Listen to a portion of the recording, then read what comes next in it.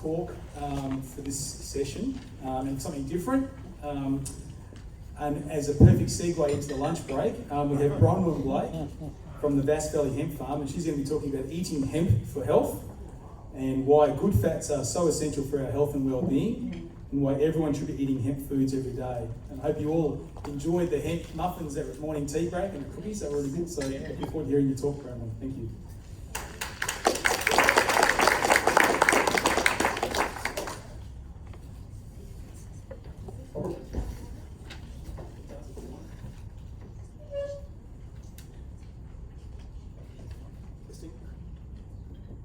Testing. All right. Needs to go up. Yeah. Podium. Podium. Can you hear me if I talk like this? Yeah. Yeah. Okay. So thanks Bernard and the Living Earth Projects team for having me along today. I know that I'm the last speaker in the way of your lunch break, and everyone's probably getting a bit tired, and I'm going to be talking about food and stimulating your appetite a little bit more. I promise I'll stick to 15 minutes. Just want to ask a question. Who here eats food? Rob? Yeah? Yeah? Okay, so this information applies to all of you. Alright, so you all need to be listening to what I have to say. Alright, I'll just start with a little bit about us. So I'm the co-founder and managing director of Bass Valley Hemp Farm, together with my husband Chris, who's actually pouring a beer in the background there, as Chris only does best. We founded Bass Valley Hemp Farm back in 2017. We are WA's leading hemp foods business, and the products that are really unique to Bass Valley are our roasted hemp seed range. We are the first business in Australia to win awards for hemp-inspired foods, and our mission is to create innovative and nutritious hemp foods that consumers can trust. But enough about us. This is what we find most people are interested in. CBD oil, medicinal cannabis products. Am I right? Is anyone here using CBD oil or tried it before? It's illegal. It's illegal. Yeah, it's illegal. We don't do it. We would love to do it, but we don't. Because it is illegal. We don't have the licensing. You can't just go and sell it willy-nilly. But people were coming to us all the time, asking for it and asking where they can get it from. And I didn't like recommending that they get it from overseas. I didn't like recommending that people get it from backyard operations, because you just don't know what you're getting and putting into your body. So I'm a bit of a scientist. Well, I am a scientist, not just a bit of a scientist. And I started doing what scientists do best, and that is research.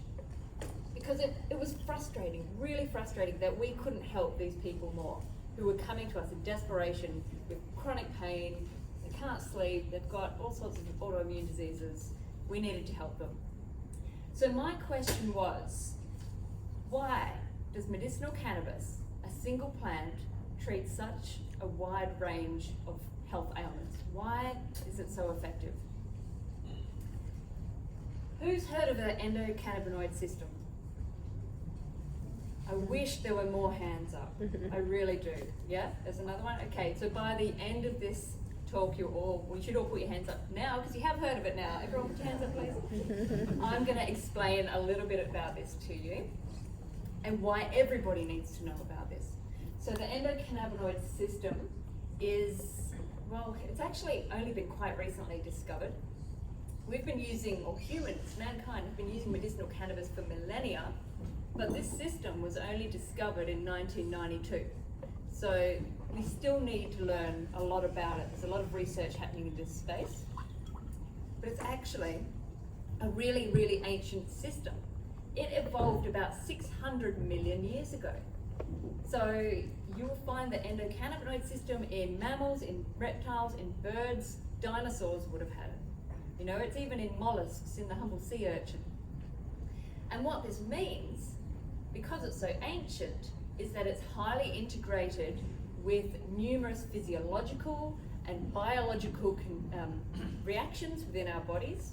And that's why medicinal cannabis treats such a wide array of health conditions, because the endocannabinoid system is right throughout our body.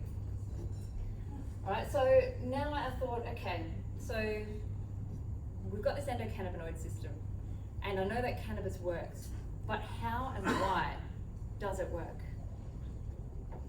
And the reason is that our bodies are actually capable of producing their own cannabinoids. Who knew that? Few people, not everybody. Now you know. Our body produces endocannabinoids, okay? Endo meaning coming from the body. Cannabis that has cannabinoids, obviously, but these are called phytocannabinoids. That means they come from the plant. And phytocannabinoids are structurally similar to endocannabinoids, so they can actually bind with the receptors in our system. Here's a little bit more of a deep dive into the endocannabinoid system. So there are three main players. You've got the endocannabinoids, the main two ones, anandamide and 2-arachidonylglycerol. We'll call that 2-AG because it's such a dreadful name. And we've got receptors, and then there's enzymes that synthesize and break down the cannabinoids. So your endocannabinoids, they are the messengers. They will bind to the receptors and send the messages throughout the body. And this system works together to create homeostasis in your body. Homeostasis is balance or harmony. All right, when your body's not in balance, things start to go wrong. So my next question was, okay, phytocannabinoids, so cannabinoids coming from cannabis, they work for so many people. How have we lived so long and been in good health without using cannabis? It sort of demonstrated to me that there must be some sort of deficiency. Okay, there's something wrong with our endocannabinoid system. Our body maybe is deficient in endocannabinoids. There is a theory out there called endocannabinoid deficiency. I don't think it's been really proven yet, but no doubt science will catch up eventually. So the question is, what is causing this deficiency? And I am going to get to hemp very, very soon, I promise.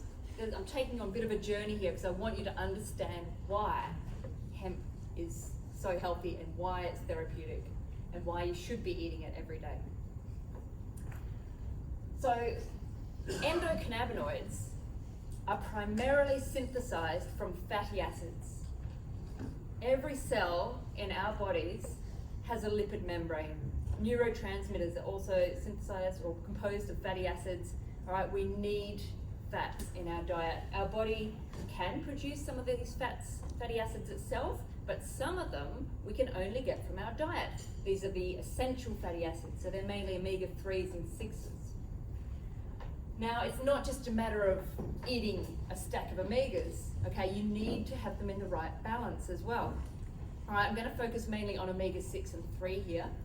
So we need to have omega-6 in the right balance because too much omega-6 is pro-inflammatory. Too much of anything's bad for you, right?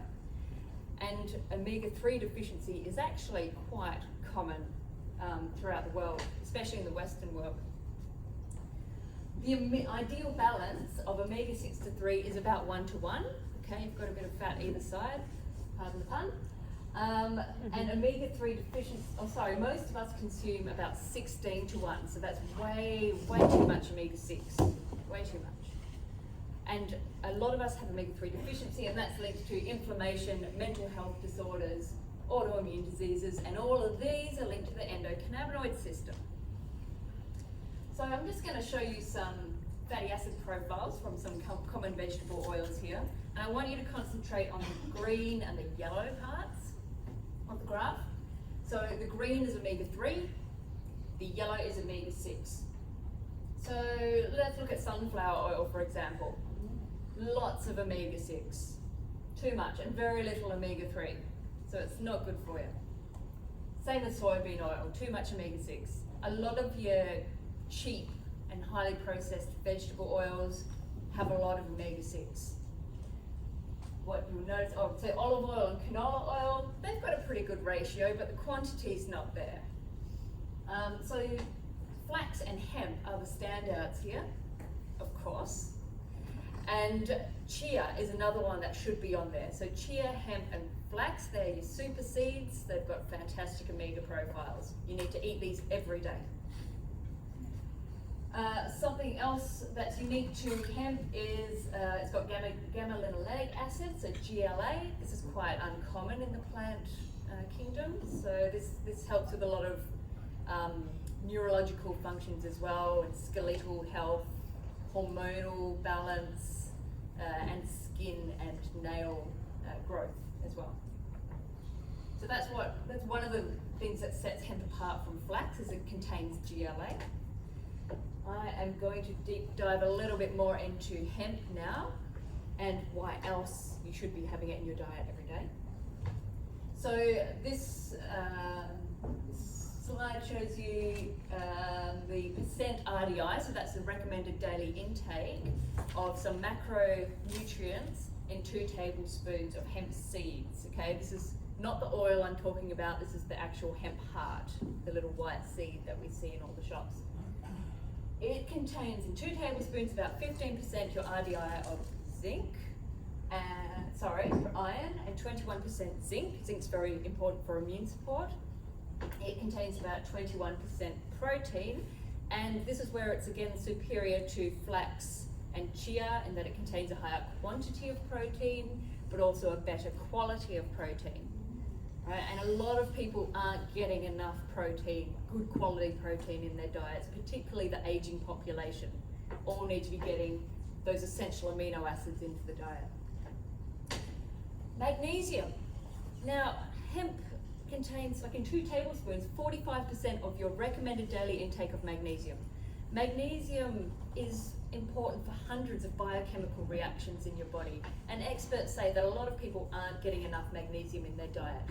A lot of people are taking magnesium supplements, so there's your red flag demonstrating that we're not getting enough magnesium in our diets. Magnesium's good for muscle repair and a whole range of things, which I really can't remember off the top of my head right now, but you need to eat it. That's the take-home message. And look at the omegas. You know, 2 tablespoons, you've got more than enough omega-3. Okay, 1 teaspoon's probably enough if you're just aiming for omega-3s. Okay, some key messages, because that was a lot of information, and I apologize for the text, but I'm a visual person and I need to actually see something written down to absorb it.